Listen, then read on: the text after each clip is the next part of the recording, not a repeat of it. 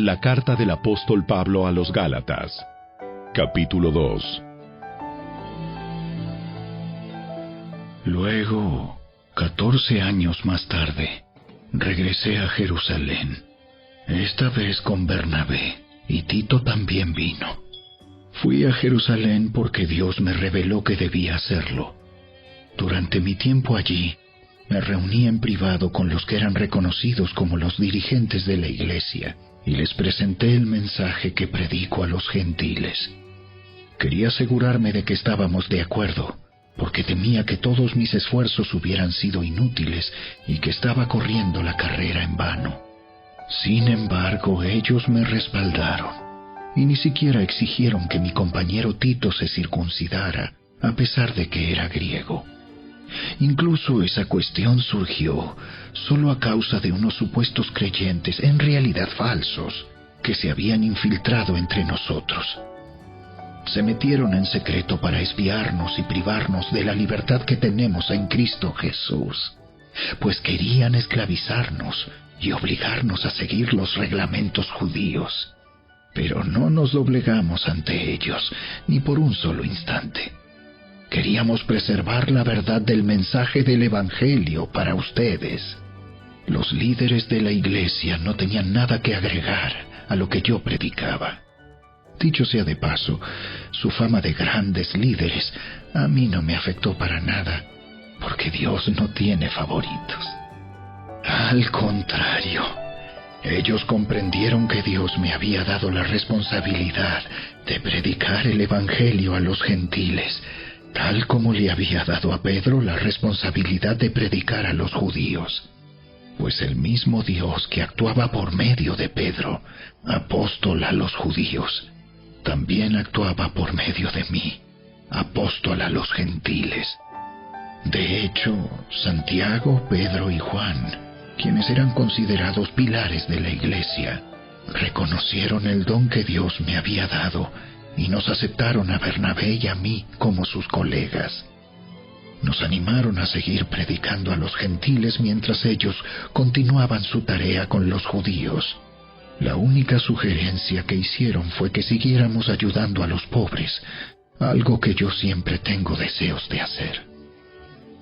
Pero cuando Pedro llegó a Antioquía, tuve que enfrentarlo cara a cara, porque él estaba muy equivocado en lo que hacía.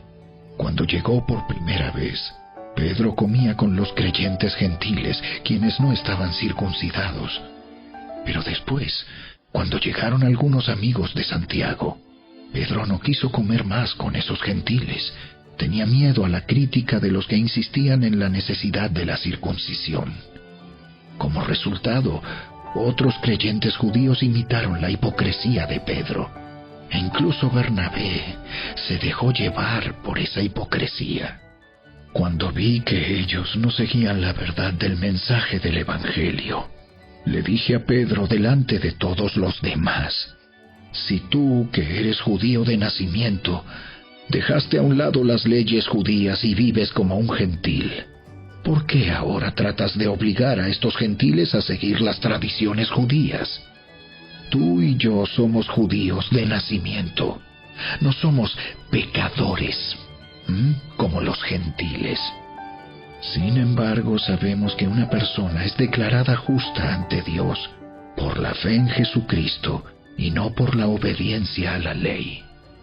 Y nosotros hemos creído en Cristo Jesús para poder ser declarados justos ante Dios por causa de nuestra fe en Cristo, y no porque hayamos obedecido la ley. Pues nadie jamás será declarado justo ante Dios mediante la obediencia a la ley. Pero supongamos que intentamos ser declarados justos ante Dios por medio de la fe en Cristo, y luego se nos declara culpables por haber abandonado la ley. ¿Acaso esto quiere decir que Cristo nos ha llevado al pecado? Por supuesto que no. Más bien, soy un pecador si vuelvo a construir el viejo sistema de la ley que ya eché abajo. Pues cuando intenté obedecer la ley misma me condenó. Así que morí a la ley. Es decir, dejé de intentar cumplir todas sus exigencias a fin de vivir para Dios. Mi antiguo yo ha sido crucificado con Cristo. Ya no vivo yo, sino que Cristo vive en mí.